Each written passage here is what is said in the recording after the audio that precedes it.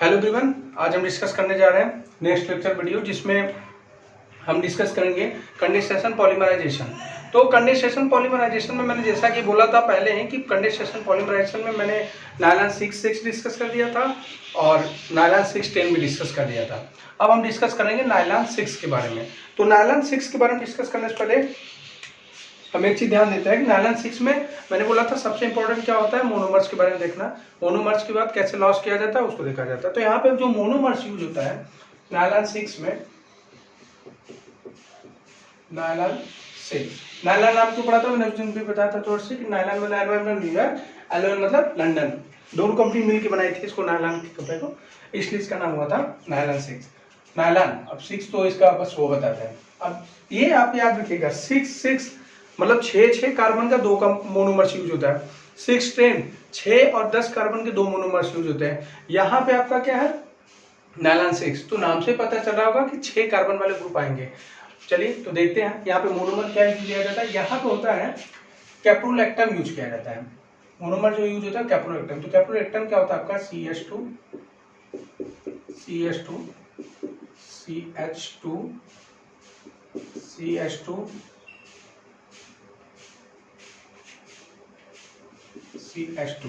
यहाँ पे साथ में C डबल बॉन्ड O और यहाँ पे NH, ये आपका होता है कैप्रोलैक्टम। ये आपका मोनोमर यूज होता है। अब कैप्रोलैक्टम का हम क्या कराते हैं, हाइड्रोलाइसिस कराते हैं वाटर रिपेलेंस में। और हाइड्रोलाइसिस कराने पे यहाँ पे होता क्या है, अब चाहिए तो मैं यहीं पे मैकेनिज्म भी डिस्कस कर लूँ या फिर प्रोडक्ट बना के डिस्कस करूँ। तो चलिए यहाँ पे मैं मैकेनिज्म में पहले प्रोडक्ट बना देता हूँ। प्रोडक्ट आपका होगा यहाँ से OH और H, ये आपका बन जाएगा NH, इधर जगह CH2 आपका कितने टाइम्स यूज हुआ है, 1 2 3 4 5। मैंने बोला था नायलॉन 6 नाम है, 6 कार्बन यूज होगा तो गिन लीजिएगा 1 2 3 4 5 6। तो CH2 आपका 5 टाइम्स यूज हुआ है, साथ में यहाँ पे C double bond O,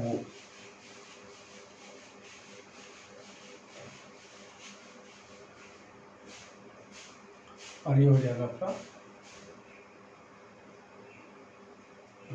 acid. Acid नहीं, अच्छा मैं डायरेक्ट नहीं बना रहा हूँ, पहले इसका पूरा वो बता देता हूँ। C double bond O H और यहाँ पे आपका हो जाएगा NH2। मैकेनिज्म में डिस्कस करूंगा तो वहाँ पे डिस्कस कर दूंगा, यहीं पे भी बता दूंगा मैकेनिज्म। ये हुआ, बाद में इसका क्या करते हैं, फर्दर हीट देते हैं इसको। हीट देने के बाद से वाटर रिमूव हो जाता है, तो आपका नायलॉन 6 तैयार हो जाता है। वो हो जाता है NH CH2 5 हो जाएगा C डबल बॉन्ड O, ये ओपन चेन, ये होता है आपका नायलॉन 6। अब देखिए हम ध्यान से देखते हैं यहाँ पे कैसे बनता है। सबसे पहले हमें क्या करना है, जब हाइड्रोलाइसिस हम कराते हैं इस कैप्रोलैक्टम का, तो हाइड्रोलाइसिस कराने में हमें पता है वाटर किसमें ब्रेक होता है, H+ और OH में। तो यहाँ पे हम करते हैं क्या, बॉन्ड यहाँ से ब्रेक होती है, यहाँ पे हम देते हैं H+ और यहाँ पे देते हैं OH-। अब पूछेंगे यहाँ पे आप H+ क्यों दिए, भाई आप देखो कार्बन और नाइट्रोजन के बीच अगर बॉन्ड ब्रेक होगी तो यहाँ पे निगेटिव आएगा, ये आपका पॉजिटिव आएगा, सीधी सी बात है। कार्बन और नाइट्रोजन में नाइट्रोजन आपका क्या है, मोल इलेक्ट्रोनेगेटिव है। तो यहाँ पे हमने देखा कि माइनस हुआ, तो माइनस वाले को क्या दिया जाता है, प्लस, और प्लस वाले को क्या दिया जाता है, माइनस। तो आप जानते हैं जब यहाँ से बॉन्ड ब्रेक हो जाएगा, ये इधर और ये इधर, तो ये हो जाएगा C डबल बॉन्ड O और OH, यानी ये कार्बोक्सिलिक ग्रुप बन जाएगा पूरा, और ये हो जाएगा आपका NH2। तो देखिए यही फॉर्मेशन मैंने किया है। CH2 आपका 5 टाइम्स यूज हुआ, 1 2 3 4 5, 5 टाइम्स मैंने यूज कर दिया। NH पे H जोड़ दिया, NH2, साथ में कार्बोक्सिलिक एसिड बना दिया C double bond OH, open chain की तरह। यहाँ पे इसका N मॉलिक्यूल यूज होता है, इसका भी N मॉलिक्यूल यूज होता है, ये बनता है N टाइम्स, ये भी है। अब हम क्या करते हैं, फिर फर्दर क्या कराते हैं, इसका हीट देते हैं। थोड़ा सा हीट इसको मिला, यहाँ से क्या होगा आपको पता है कि हीट देने पे वाटर रिमूव हो जाता है, तो यहाँ से वाटर रिमूव हो जाएगा, OH जाएगा इसका, H जाएगा इसका। चाहिए तो आप इसको ऐसे दिखा दीजिए, इस तरीके से लिख दीजिए, ये आपका H और OH यहाँ से निकल गया, वाटर निकल गया, तो NH का ये ओपन चेन हो जाएगा, ये भी इसका C डबल बॉन्ड O का ओपन चेन हो जाएगा, क्योंकि यहाँ से OH चला गया, तो ये आपका कंपाउंड फॉर्मेशन हो जाएगा। ये है आपका नायलॉन 6, ये था इसका नायलॉन 6 का। अब हम डिस्कस करेंगे, आप इसको नोट कर लीजिए। देखिए लैंग्वेज में यहाँ पे नहीं लिखा हूँ, अगर आप लोगों के पास बुक होगा तो थोड़ा थियरी पार्ट आप यहाँ पे लिख लीजिएगा। It is prepared by using of caprolactam monomers, further hydrolysis it forms these compounds and again provided heat, hydrogen water loss, so this compound will be formed. तो ये लैंग्वेज आप थोड़ा नोट से अपने लिख लीजिएगा। ये आपका था नायलॉन 6, तो मैंने डिस्कस कर दिया नायलॉन 6, नायलॉन 610 और नायलॉन 6। तो कंडेंसेशन पॉलीमराइजेशन का ये पॉलीइमाइड पार्ट्स खत्म हो गया। अब हम डिस्कस करेंगे यहाँ पे रेजिन पार्ट, यानी फॉर्मल्डिहाइड रेजिन, जिसको हम बैकेलाइट भी बोलते थे। यहाँ डिस्कस करेंगे formaldehyde resin, phenol formaldehyde resin, phenol formaldehyde resin, जिसको हम क्या बोलते हैं, बैकेलाइट भी बोलते हैं। इसको हम बैके हैंडल वगैरह जो भी हैंडल जहाँ पे भी यूज किए जाते हैं, सारे हैंडल्स स्ट्रॉन्ग हैंडल जो यूज होते हैं, यानी आपके स्टील वाले बर्तन में जितने भी हैंडल्स यूज किए जाते हैं वो सारे आपके इसी के बनाए जाते हैं, बैकेलाइट के। साइकिल का पैडल वगैरह भी जो होता है वो बैकेलाइट का ही बनाया जाता है। अब यहाँ पे हम देखते हैं फिनॉल फॉर्मल्डिहाइड में होता क्या है, हम फिनॉल लेते हैं, नाम है इसका फिनॉल फॉर्मल्डिहाइड, तो नाम से ही पता चलेगा दो कंपाउंड यूज होंगे, फिनॉल और फॉर्मल्डिहाइड। इसके मोनोमर्स को याद भी नहीं करना है, फिनॉल एंड फॉर्मल्डिहाइड। तो फिनॉल हो गया ये आपका, और साथ में फॉर्मल्डिहाइड HCHO, ये आपका कंपाउंड्स बनाता है। यहाँ पे एसिडिक मीडियम यूज कर लेते हैं बहुत, तो बुक में बेस मीडियम भी यूज किया जाता है, वैसे एसिडिक मीडियम आपका मोस्ट प्रिफरेबल होता है। क्यों, वो आगे हम मैकेनिज्म में बताएंगे।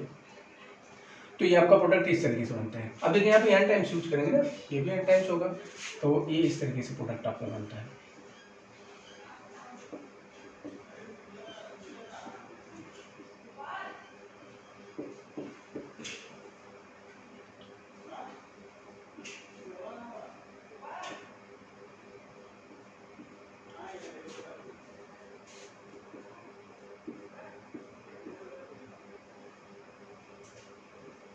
इस तरीके से आपकी चेन बनती है। आप चाहिए तो इसको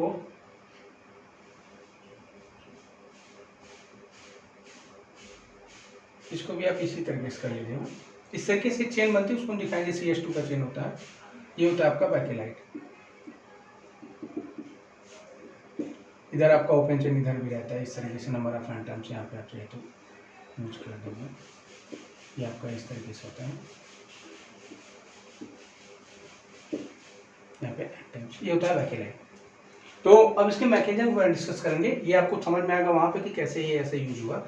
तो देखिए हम करते क्या है, या अगर आपको ये ना समझ, आप इसको इस तरीके से कर लीजिए, अलग अलग कर लीजिए। हैंड टाइम से तो कोई भी यूज कर सकते हैं, इस तरीके से ये भी है, सही है। यहाँ पे आप चाहिए तो OH लगा दीजिए, यहाँ पे आप OH लगा, ये बैकेलाइट से नंबर ऑफ टर्म्स यूज हुआ है।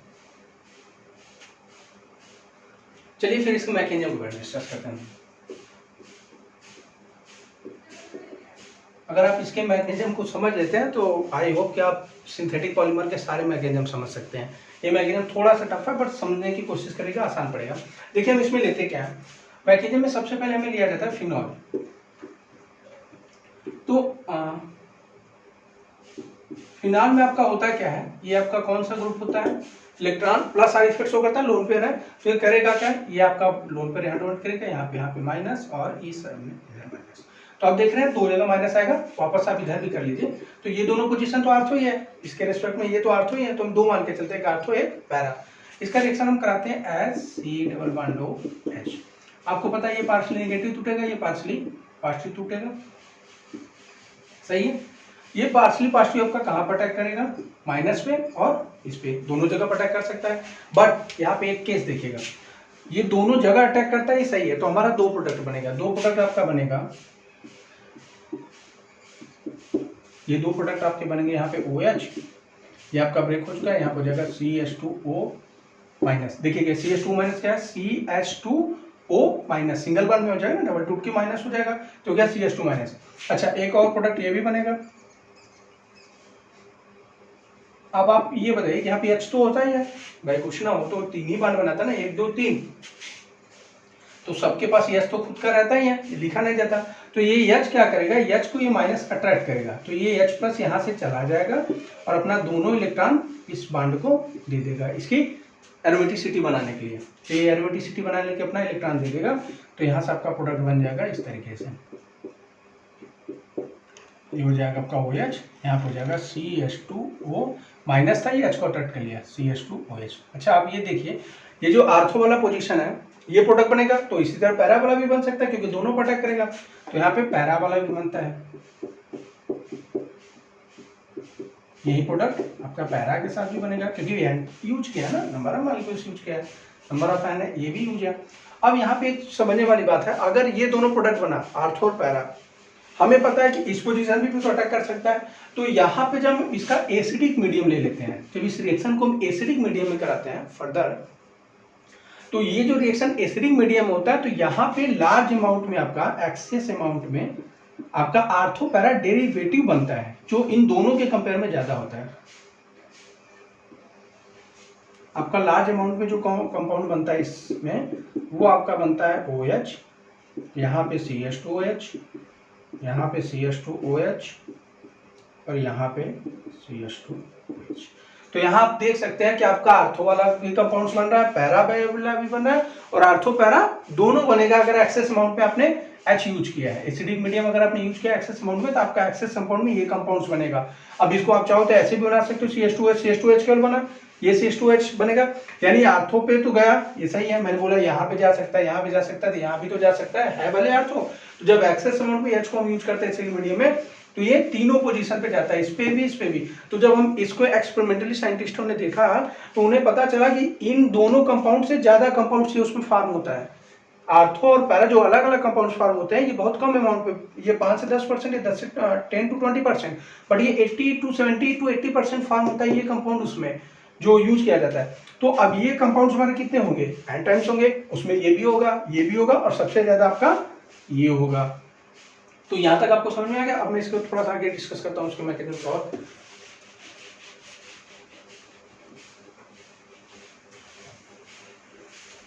देखिए ये हमें पता चल गया, 3 चीज यहाँ पे बन चुका है। अब हमारा होता क्या है यहाँ पे, जब ये कंपाउंड्स बन चुका है, तो इसका मेन अगर मैं कंक्लूजन बनाना चाहूँ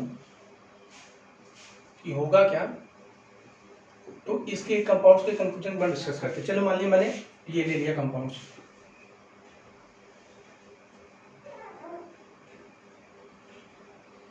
यहाँ पे जगह चलिए इसको रीच कर देते हैं, ऊपर से लेना पड़ेगा, बड़ा कंपाउंड्स बनता है ना। देखिए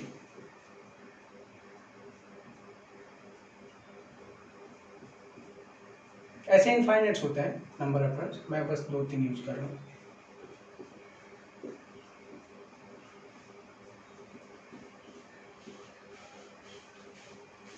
देखिए होता क्या है यहाँ पे, ये आपका फिनॉल है, जो आर्थो ग्रुप वाला आपका फिनॉल बना है, फिनॉल नहीं, ये जो आपका OH वाला ग्रुप बना है, यहाँ पे आपका CH2OH, यहाँ भी CH2OH,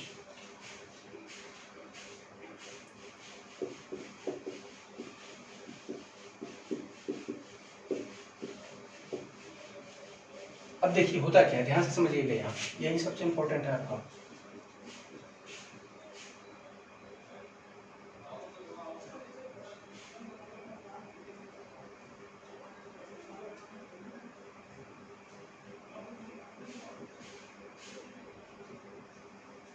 एक कंपाउंड आप समझ लीजिए, सारे कंपाउंड्स आपको समझ में आ जाएंगे। ध्यान से देखिए क्या होता क्या है, ये आपका CH2OH है, इसको आप ऐसे लिख लीजिए,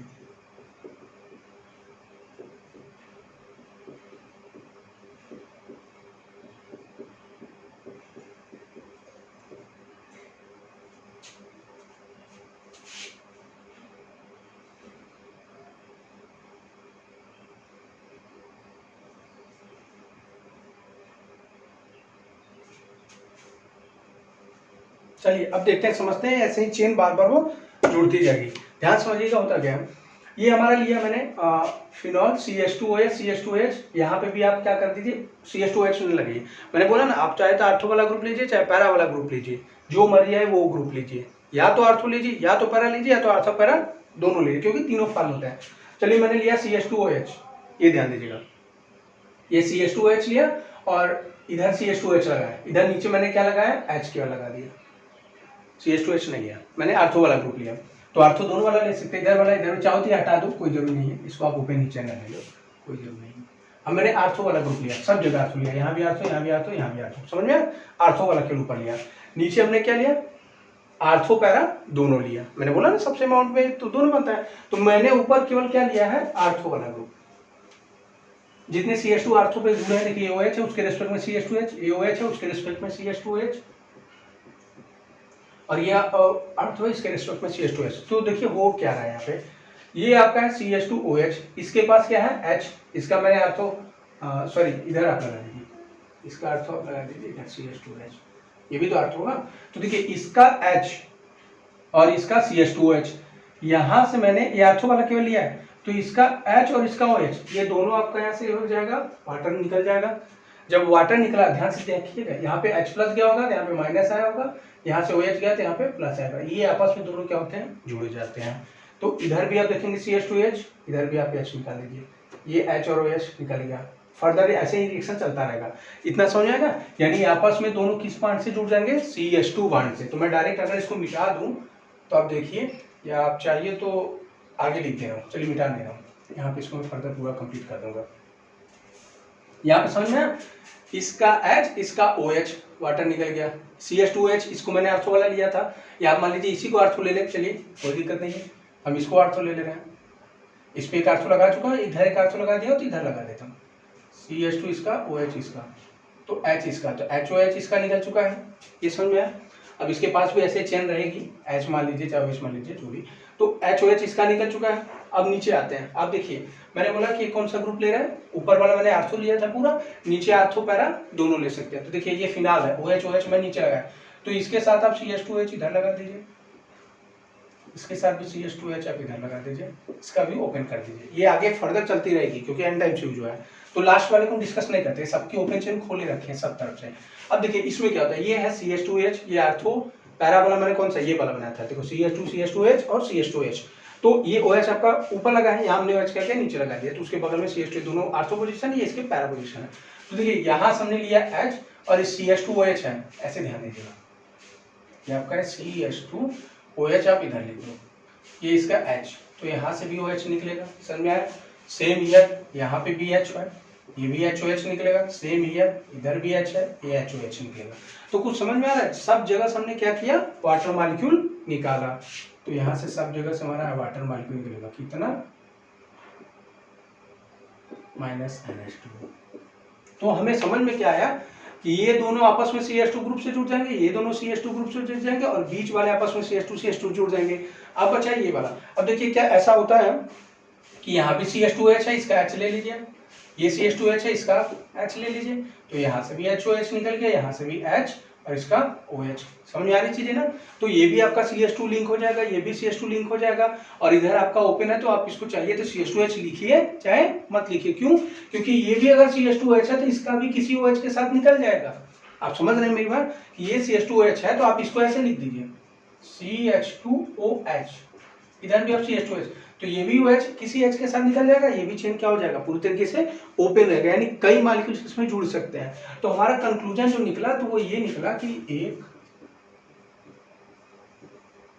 ये आपका CH2 से जुड़ जाता है, बस यही कंक्लूजन मुझे बताना था। मैं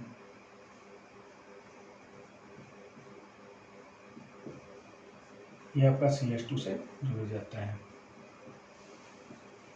आया समझे ये। और साथ में आपको फिलहाल जो है OH, ये उधर OH, ऊपर इसका OH और इधर इसका OH, ये यहाँ तक। अब इधर वाला ओपन कर दीजिए, इधर आप ओपन कर दीजिए। मैंने सारे रिएक्शंस में क्या किया था, एक लास्ट वाली चेन तो ओपन किया ही था, तो यहाँ पे भी आप ओपन कर लीजिए, इधर वाला भी ओपन कर लीजिए। क्यों, क्योंकि वो भी किसी और के साथ जुड़ेगा। ये तो मैं केवल एक मोनोमर्स का पॉलीमर बनाया हूँ, वो पॉलीमर्स में कितने एन यूज हुए वो तो हमें भी नहीं पता, तो एन के लिए हम ओपन चेन रखते हैं, जितने टोटल रहे होंगे वो पूरे जुड़ जाएंगे। तो अब देखिए यहाँ पे, अब यहाँ पे देखिए मैंने बोला ना HOH इसका निकला होगा, CH2 CH2 CH2, तो डायरेक्ट मैं लिखता हूँ CH2 CH2 एंड CH2, फिर ये आपका कंपाउंड्स बन गया।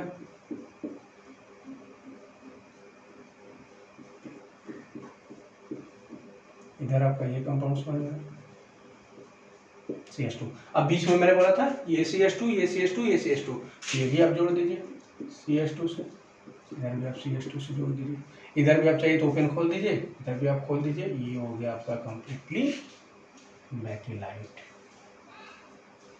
इसी को बोलते हैं बैक्टीलाइट।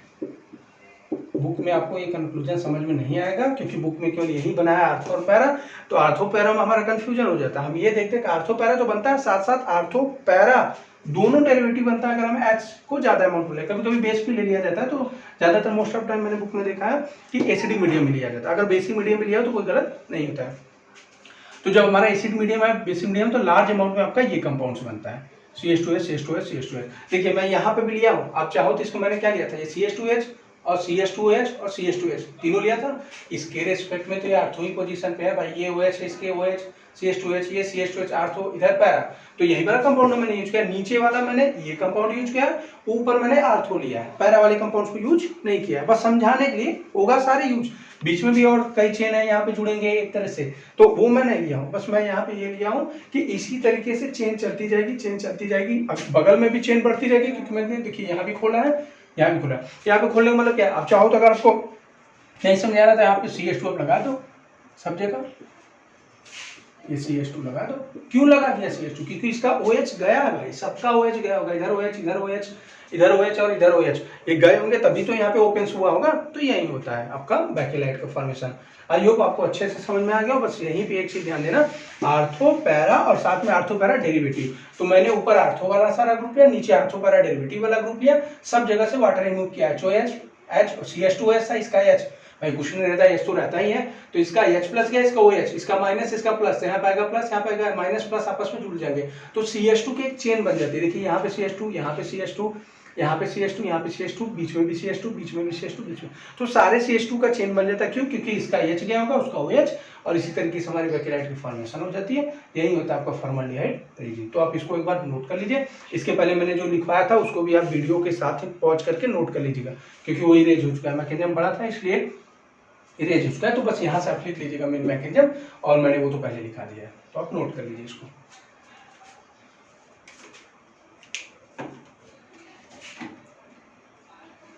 आइए हम नेक्स्ट डिस्कस करते हैं मेलामाइन फॉर्मल्डिहाइड रेजिन के बारे में। ये फिनॉल फॉर्मल्डिहाइड रेजिन था, एक दूसरा होता है melamine formaldehyde resin. Melamine formaldehyde resin, melamine formaldehyde resin में क्या होता है, ये free radical substitution, free radicals mechanism के थ्रू बनाया जाता है। यहाँ पे जो मैकेनिज्म फॉर्म होती है वो फ्री रेडिकल्स होती है। यहाँ पे लिया क्या जाता है, हमारा एक हाइड्रोसाइक्लिक ट्राईएमीन लिया जाता है, जिसको मेलामाइन भी बोलते हैं, साथ में फॉर्मल्डिहाइड के साथ रिएक्शन करके वाटर रिमूव होकर आपका कंपाउंड बना देगा मेलामाइन फॉर्मल्डिहाइड रेजिन। तो इसका डेफिनेशन चाहिए तो थोड़ा सा लैंग्वेज में लिख दे रहा हूँ, एक्चुअल में बुक से आप लिख लिया करिए language. It is prepared by free radicals polymerization in which two monomers used, which is heterocyclic triamine, या इसको मेलामाइन भी बोलते हैं, मेलामाइन किसके साथ, विथ फॉर्मल्डिहाइड,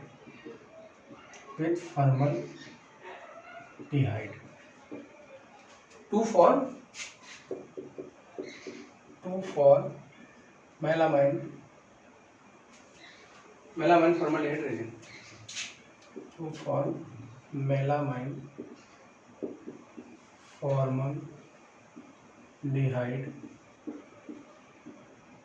रेजिन।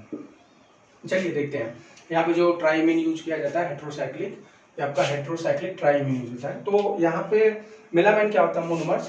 मेलामाइन आपका होता क्या है, ध्यान से देखिएगा, ये होता है आपका मेलामाइन।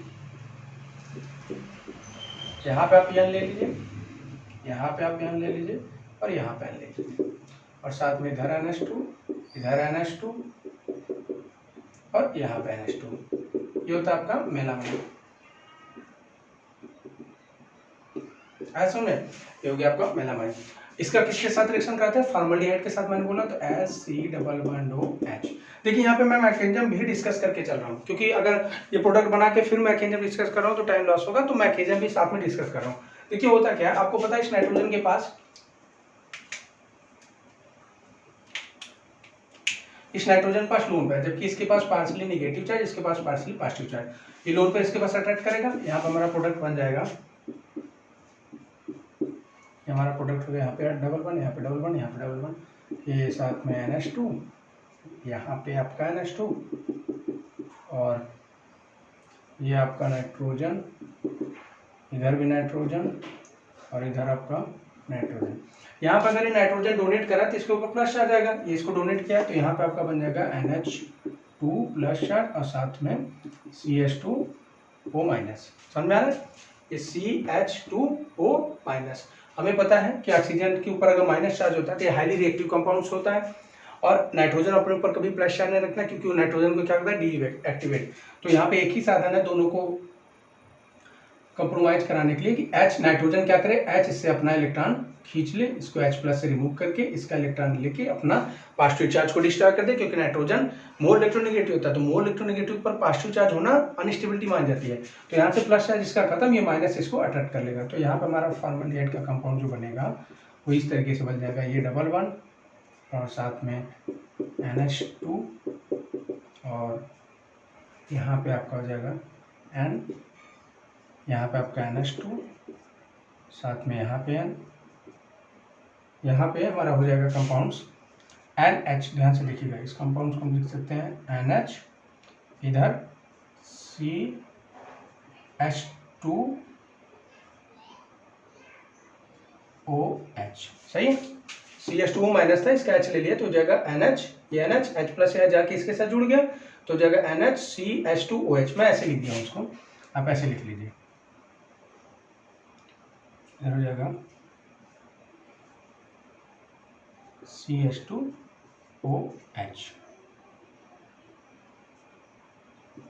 अब देखिए होता क्या है यहाँ पे, जब इसको हम थोड़ा सा हीट प्रोवाइड करा देते हैं, यहाँ पे हम इसने इसको थोड़ा सा हीट दिया, तुरंत यहाँ से वाटर रिमूव हो जाएगा। यहाँ से दिख रहा है H+ और OH, ये यहाँ से तुरंत निकल जाएगा और NH की चेन ओपन हो जाएगी, इधर CH2 की चेन ओपन हो जाएगी और आपका कंपाउंड बन जाएगा।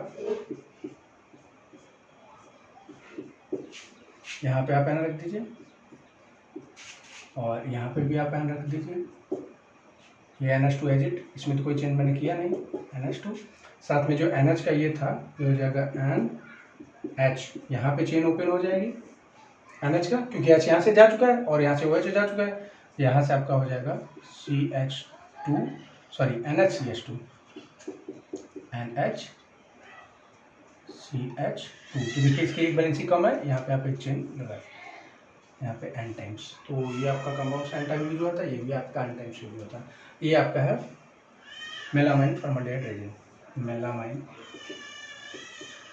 Formaldehyde resin. आई होप आपको समझ में आ गया होगा अच्छे से। अगर ना समझे तो फिर एक बार डिस्कस कर देता हूँ। ये आपका मेलामाइन है, ये आपका फॉर्मल्डिहाइड है। फॉर्मल्डिहाइड आपको पता है partially negative partially positive charge होता है, oxygen more electronegative, pi bond यहाँ से ब्रेक है, जब माइनस यहाँ पे प्लस।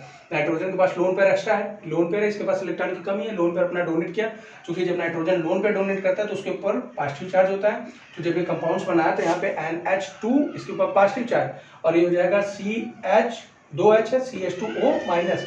तो माइनस चार्ज इसका क्या करेगा, अट्रैक्ट कर लेगा, माइनस अट्रैक्ट करके H को खींच लेगा, CH2H बना देगा, यहाँ पे NH। तो NHCH2H हो गया। उसके बाद मैंने क्या किया, थोड़ा सा हीट दिया, हीट देते ही आपका यहाँ से H और यहाँ से OH रिमूव हो जाएगा। वाटर मॉलिक्यूल्स, ऐसे कई मॉलिक्यूल्स होंगे जहाँ से सब जगह से N वाटर निकलेगा, यहाँ से N वाटर निकलेगा। तो N वाटर निकलते जा रहा है, कई मॉलिक्यूल्स आपके बनते जा रहे हैं, सबका चेन ओपन होता जा रहा है। एक चेन ओपन हुआ, ऐसे कई मॉलिक्यूल होंगे, दूसरा चेन ओपन होगा तो वो चेन जिसके पास कमी होगी वो इसके साथ और इसका डबल इंड उसके साथ। तो यहाँ पे मेन प्रोडक्ट हमारा ये बनता है, यहाँ पे N टाइम्स लिख लीजिएगा लास्ट में, ये एन टाइप्स। तो ये चेन जो ओपन रहती है दोनों तरफ से, ये ऐसे ही चेन ओपन रहती है पॉलीमर में, क्योंकि इसमें नंबर ऑफ एन कितने यूज होते हैं वो मुझे नहीं पता। लास्ट में क्योंकि यहाँ पे फ्री रेडिकल्स मैकेनिज्म यूज हुआ है, तो फ्री रेडिकल्स मैकेनिज्म का मैंने बताया था कि वाया टर्मिनेशन कैसे होता है, डिस्प्रोपोर्शनेशन से टर्मिनेशन होता है या तो कॉम्बिनेशन से टर्मिनेशन होता है। तो किसी एक मेथड को यूज करके टर्मिनेट कर दिया जाता है, लास्ट में फाइनल प्रोडक्ट आपका मिलता है। यही प्रोडक्ट मिलता है, बस यहाँ पे एम की वैल्यू 100 200 ऐसे रहता है। तो ये आपका था फॉर्मल्डिहाइड मेलामाइन फॉर्मल्डिहाइड रेजिन। तो दोनों रेजिन के बारे में मैंने डिस्कस कर दिया, बैक्टेरियाइड के बारे में भी इसके बारे में डिस्कस कर दिया। अब हम डिस्कस करेंगे रबर के बारे में, तो आप इसको नोट कर लीजिए। देखिए अब हम नेक्स्ट डिस्कस करेंगे रबर के बारे में। तो रबर में डिस्कस करने से पहले रबर के बारे में समझ लेते हैं। हो गया रबर। रबर में आपके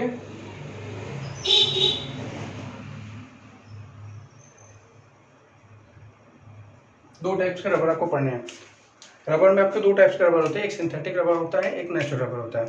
तो यहाँ पे मैं देखने वाली एक बात क्या है, रबर के बारे में आप सब लोग जानते हो, ये रबर बताना नहीं। तो यहाँ पे दो टाइप्स जो उसके, एक होता है आपका नेचुरल रबर, नेचुरल रबर, और सेकेंड आपका होता है synthetic rubber, synthetic rubber. Natural rubber में क्या यूज किया जाता है, नेचुरल रबर का जो मोनोमर हो जाता है वो यूज होता है, वो आइसोप्रीन होता है, आइसोप्रीन कॉमन नेम इसका। वैसे इसका नाम होता है 2-मिथाइल 1,3 ब्यूटाडाइईन। ये होता है आपका नेचुरल रबर में जो मोनोमर्स यूज होता है, और ये होता है आपका सिंथेटिक रबर। तो सिंथेटिक रबर में जो यूज किया जाता है, ये इसका कॉमन नेम नहीं पता है, बट इसका नाम होता है 2-क्लोरो, मोनोमर जो यूज किया जाता है 2-क्लोरो 1,3 ब्यूटाडाइईन। ये आपका मोनोमर्स यूज होता है, नोट कर लीजिएगा, यहाँ पे ये मोनोमर यूज होता है।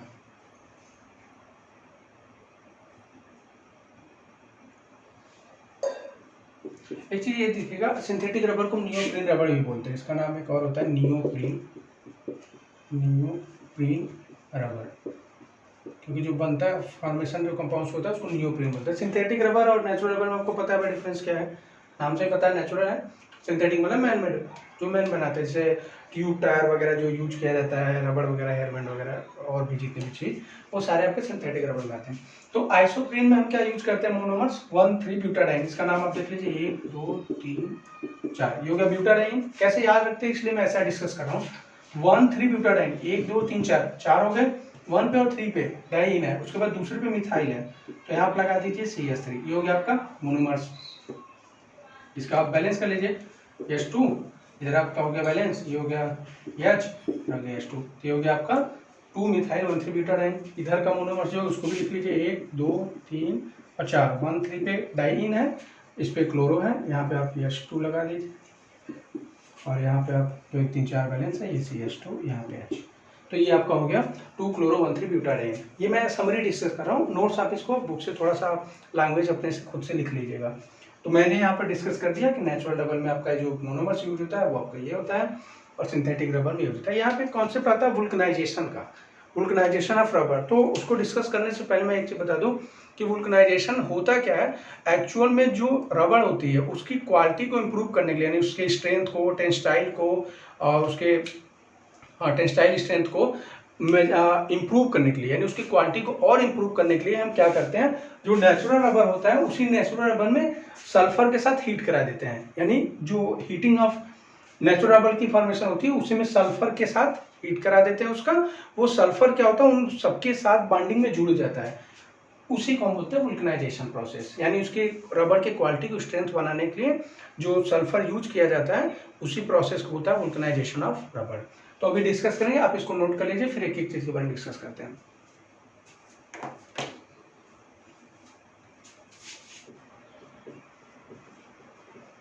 नेचुरल रबर, नेचुरल रबर में हमने क्या बोला था कि यहाँ पे मोनोमर जो यूज होता है वो क्या होता है, 2-मिथाइल 1,3 ब्यूटाडाइईन। तो इसका होता क्या है यहाँ पे, तो 1 2 आ गया H2 CCH3,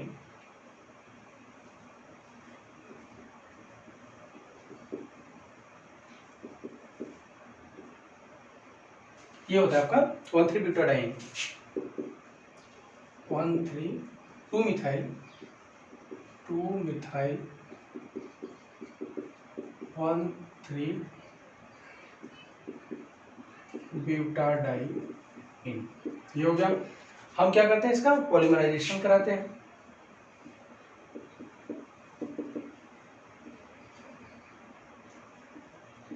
पॉलीमराइजेशन कराने पे होता क्या है, ये डबल आपका कन्वर्ट हो जाता है सिंगल में। तो यहाँ पर आप एन टाइम्स यूज करते हैं। ये हो जाएगा कंपाउंड आपका CH2 single 1 C double 1 CH3 साथ में CH सिंगल 1 CH2। बस यही होता है आपका नेचुरल नंबर।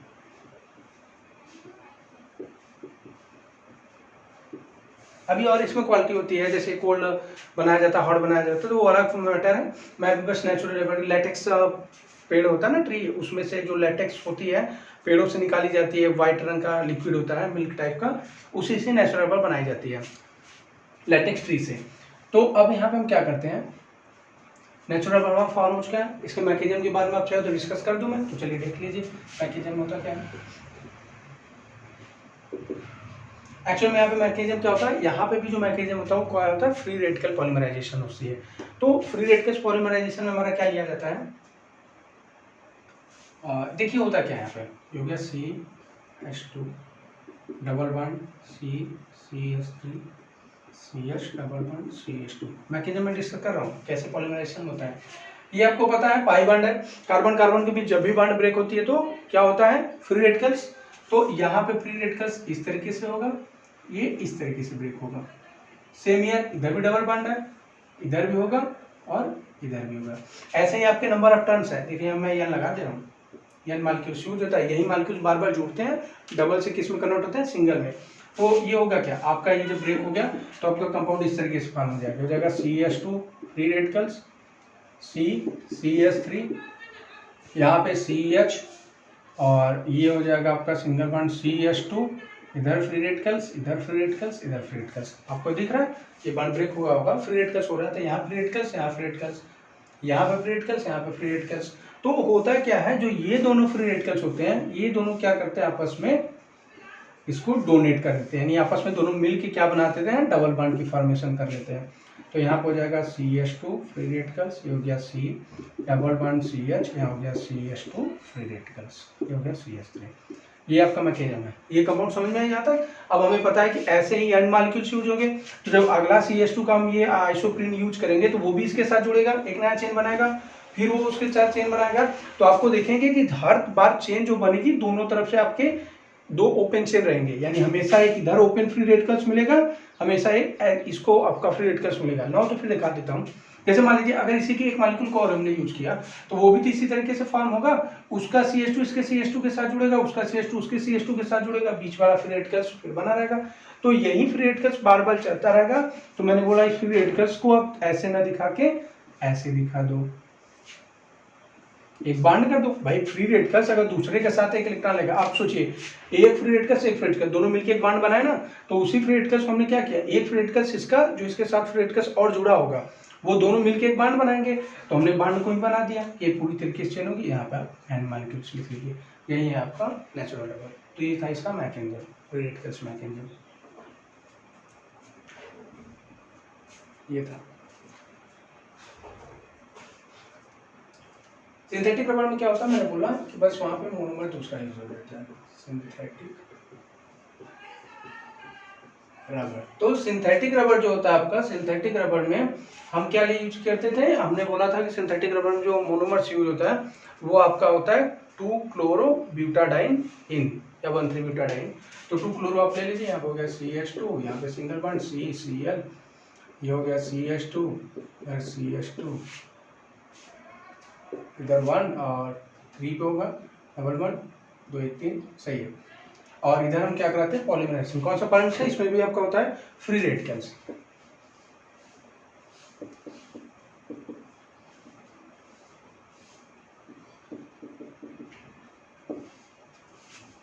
ये होगा क्या, ये भी आपका कंपाउंड, ये आपका था आपका 2-क्लोरोब्यूटाडाइन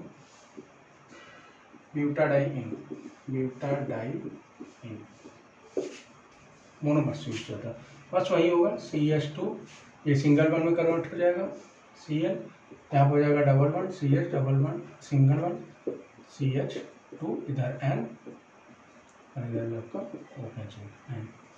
और ये आप N मालिक्यूल्स लगा दीजिएगा, बस इसी बोलते हैं नियोप्रीन। और भी इसमें कंपाउंड जो आपके बुक में है उसके भी यहाँ पे भी बनता है, आइसोप्रीन के भी यहाँ पे भी बनता है। तो रबड़ की जो सबसे अच्छी क्वालिटी सिंथेटिक रबड़ में मानी जाती है। सिंथेटिक रबड़ आपको पता है मैन मेड होता है, तो इसमें सबसे इंपॉर्टेंट आपकी नियोप्रीन ही मानी जाती है, नियोप्रीन रबड़। तो यही था, मैकेनिज्म इसके डिस्कस कर देना। मैकेनिज्म क्या है, सीधा सा सिंपल सा जैसे उसका था।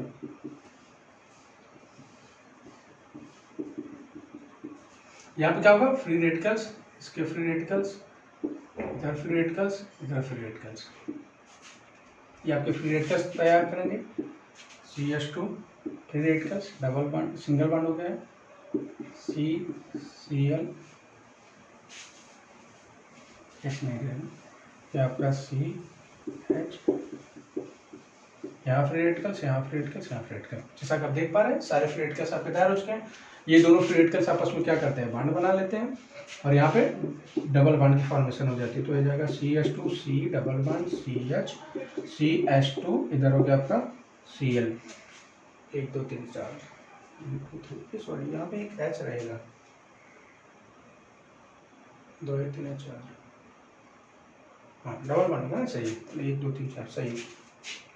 ये आपकी क्या होगी, यहाँ भी फ्री रेडिकल्स, यहाँ भी फ्री रेडिकल, जैसा मैंने पीछे बताया था कि फ्री रेडिकल्स होते हैं, ऐसे कई मालिक्यूल्स यूज होते हैं। तो सारे मालिक्यूल्स एक दूसरे से, जैसे यहाँ पे दूसरा नियोप्रीन वगैरह यूज किए, तो यहाँ पे जो CH2 आएगा वो भी इसी तरीके से फ्री रेडिकल्स बनाएगा, उसकी अलग मैकेनिज्म होगी, तो इसी तरीके से वो भी फ्री रेडिकल्स तैयार करेगा।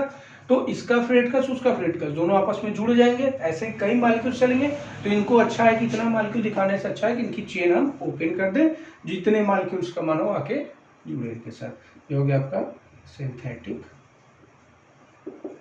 रबर। तो मैंने आपका पूरा कंप्लीट सिंथेटिक पॉलीमर डिस्कस कर दिया है। इसमें कुछ अगर पॉलीमर्स वगैरह बचे हैं, एक आपका बच गया था वुल्कनाइजेशन। तो वुल्कनाइजेशन मैंने बताया क्या था कि वुल्कनाइजेशन, चलिए आप नोट कर लीजिए इसको, फिर वुल्कनाइजेशन में डिस्कस कर देते हैं। देखिए वुल्कनाइजेशन ऑफ रबर क्या होता है, it is a process of heating natural rubber with sulphur to improve their qualities. This properties of natural rubber is called vulcanisation of rubber. मैंने पहले बोला था कि एक्चुअल में होता क्या, जो नेचुरल रबर होता है उसकी इलास्टिसिटी सबसे अच्छी मानी जाती है नेचुरल रबर की।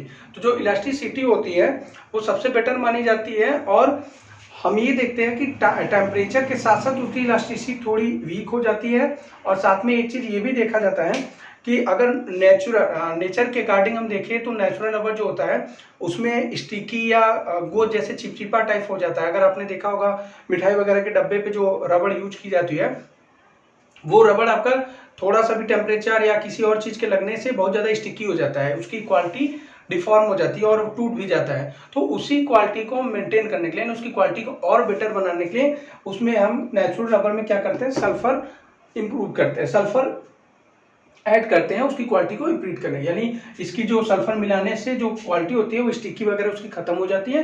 एक तरीके से आपका टेम्परेचर भी अगर अप डाउन हो रहा है या वेरिएशन हो रही है टेम्परेचर में, तो भी नेचुरल रबर पे कोई फर्क नहीं पड़ता। तो इसी को हम बोलते हैं वुल्कनाइजेशन ऑफ रबर। ये आपका सिंपल इस तरीके से मैंने दिखाया, नेचुरल रबर था, बीच में आपका सल्फर क्या होता है, जुड़ जाता है। इस कंपाउंड को आप इस तरीके से भी लिख सकते हैं। बाकी अगर इसमें थोड़ा बहुत कंपाउंड है जो वुल्कनाइजेशन पूछता है तो आप नोट्स बुक के हेल्प से थोड़ा सा और इलेबोरेट कर लीजिएगा इसको। वैसे मैंने डिस्कस कर दिया इसका कॉन्सेप्ट। अब मैं नेक्स्ट डिस्कस करूंगा लेक्चर में, आप जो भी डिमांड करेंगे उसी चैप्टर को डिस्कस करूंगा आपका। अभी इसमें एक टॉपिक बचा है डाई, सिंथेटिक डाई। अभी पॉलीमर हुआ, सिंथेटिक डाई बचा है। तो सिंथेटिक डाई को हम पूरा करने के बाद फिर आपका न्यू चैप्टर डिस्कस करेंगे। So thank you so much for watching this video. तो हम डिस्कस करेंगे आपको नेक्स्ट लेक्चर वीडियो में।